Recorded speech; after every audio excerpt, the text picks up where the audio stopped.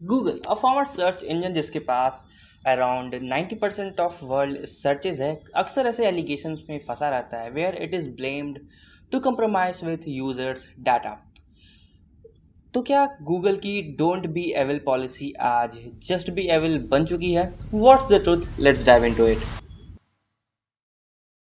In search results, people tend to believe whatever closest to the top. Unbiased. Do you believe that Google is biased? It's either yes or no.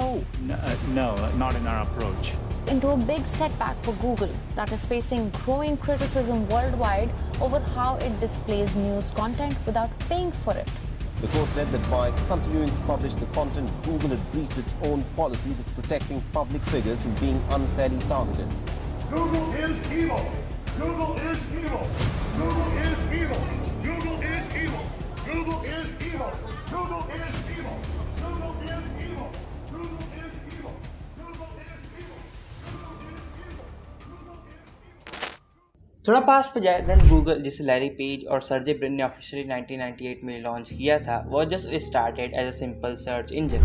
दोनों ही founders 1996 में Stanford में PhD कर रहे थे and they got the idea to build something like this. आगे जाके they startup got funded from central intelligence agency CIA, national security agency NSA और defence advance research project agency DARPA. Then वो लोग MDDS यानी कि massive digital data system program पे काम करना स्टार्ट कर दिए थे, where they track and analyse people and build sort of digital fingerprint जिसके बेसिस पे लोगों को ट्रैक किया जा सके। इसे आज हम IP एड्रेस कहते हैं। ओके, सो ये बात होगी गूगल की हिस्ट्री की।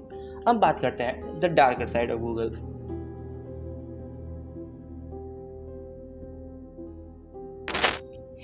गूगल अपने बिगिनिंग ईयर्स में ही एक फ्रेज को काफी प्रमोट करता था जो था डोंट बी एविल।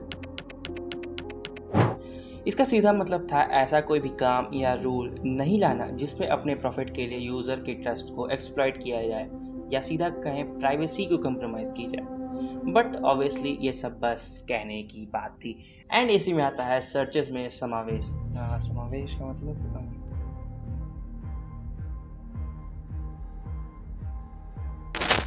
गूगल हमें एड्स शो करता है सर्च रिजल्ट्स में जिसको वो खुद ही कस्टमाइज और सेट करता है।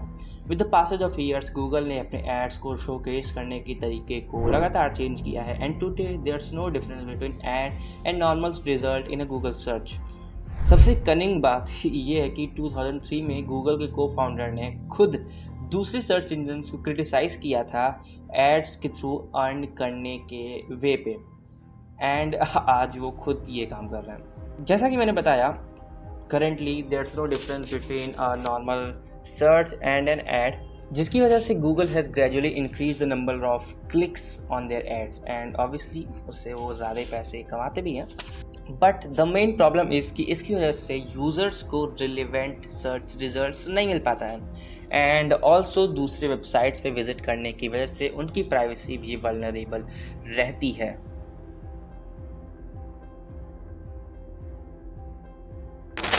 A very common allegation जो गूगल पे लगती है is about users privacy. Even इससे तो फेसबुक भी नहीं बच पाया है। टॉकिंग अबाउट प्राइवेसी देन इसका मतलब होता है डाटा, यूजर्स डाटा जो कि ऐप्स और वेबसाइट्स कलेक्ट करती हैं जब हम उन्हें विजिट करते हैं। सो ये डाटा साइट्स हमारे रिगार्डिंग डाटा स्कोर करते हैं, एनालाइज करते हैं एंड उनके बेसिस पे रिजल्ट्स शो करते हैं। But the worst thing is कि वो इन्हें सेल भी कर सकते हैं। बात करें गूगल की, तो गूगल इन डाटा के यूज़ करके हमारी एक ऑनलाइन पोर्टफोलियो बनाता है जिसके बेसिस पे वो हमें एड्स शो करता है हमारे इंटरेस्ट के बेसिस पे, हमारे ऑनलाइन बिहेवियर की बेसिस पे। बट बात आती है जब डाटा को सेल करने की, तो हाँ वो इन डाटास को थर्ड पार्टी वेबसाइट्स और एजेंसीज़ को सेल करता है एंड वो लोग उन्हें उसके अकॉर्डिंग पे करने को तैयार रहते हैं। अभी तक काले बादल नहीं आए तो चलो अंधकार बढ़ाते हैं। गूगल 2012 में 2 बार दूसरे कंपनीज की डाटा को इलीगली ट्रैक करते हुए पकड़ा गया था and even it was fined to do so. पहला केस था मोकैलिटी, केन्या की लार्जेस्ट मोबाइल बिजनेस डायरेक्टरी का, जहां पे गूगल उनके डाटा को इलीगली एक्सेस करते हुए काफ़ी टाइम से पकड़ा गया था। Again it was exposed hacking Apple the tech giant, जहां वो सफारी ब्राउजर्स के यूज़र्स को लगातार मॉनिटर कर रहा था। एंड इस बात को वॉल स्ट्रीट जर्नल ने एक्सपोज किया था एंड गूगल को $5.5 मिलियन का फ़ाइन एप्पल को देना पड़ गया था। चलो थोड़ा और अंधकार में जाए तो सामने आते हैं गूगल के कंपटीशन।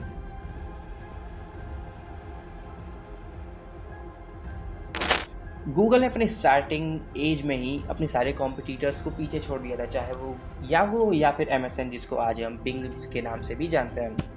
आज के दिन की बात करें तो आज भी ऐसा कोई सर्च इंजन नहीं है जो गूगल को बीट कर सके या फिर इवन कम्पीट कर सके। There are a very minor number of users जो कि दूसरे सर्च इंजन को प्रेफर करते हैं and it is nearly impossible to leave Google. Like अगर तुम्हें मैप्स देखना है तो तुम गूगल मैप्स पे जाओगे, तुम्हें वीडियोस देखने हैं तो तुम यूट्यूब पे जाओगे, तुम्हें ऐप्स इंस्टॉल करने हैं तो तुम प्ले स्टोर पे जाओगे, तुम्हें कुछ सर्च करना है तो तुम गूगल के सर्च इंजन पे जाओगे। Even most of the users Chrome browser he use करते हैं एंड्रॉयड फ़ोन में। The most strange thing is कि पूरा का पूरा एंड्रॉयड सिस्टम ही गूगल पे बेस्ड है। लाइक अगर तुम्हारे पास एक गूगल अकाउंट नहीं है, एक जीमेल अकाउंट नहीं है, तो इट इज़ इम्पॉसिबल कि तुम एंड्रॉयड फ़ोन को चला सको। बट गूगल की ये मोनोपोली एप्पल के ऊपर नहीं चलती है। एप्पल आज एक इतना मैसिव टेक जायंट है कि वो चाहे तो एक ऐसा खुद का सर्च इंजन बना सकता है जो कि इवन गूगल के सर्च इंजन को कम्पीट कर सके, उसको बीट भी कर सकता है। एंड उसको कुछ करना भी नहीं होगा, उसे सिंपली अपने सर्च इंजन को सारे एप्पल डिवाइसेस में डिफ़ॉल्ट सेट करना होगा एंड उसे यूज़र्स ऑटोमेटिकली मिल जाएंगे। तो ऐसा क्या है जो एप्पल को रोक रहा है? वो है billions and billions of dollars जो कि गूगल एप्पल को पे करता है ताकि वो खुद का सर्च इंजन ना बना सके। मोर स्ट्रेंज थिंग इज कि ये एक सीक्रेटिव डील है और यूएस लॉ के हिसाब से इलीगल भी है। बट आखिर ये गूगल है भाई, अपने खिलाफ वाले शब्दों को अंधकार में रखना इसे अच्छे से आता है।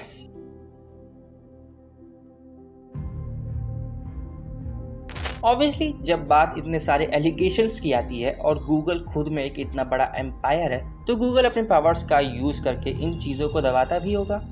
चाहे वो किसी अकेले इंसान की बात हो या फिर किसी ऐसे ऑर्गेनाइजेशन की जो गूगल के खिलाफ बोलता हो, गूगल पूरी कोशिश करता है उन्हें चुप करवाने की।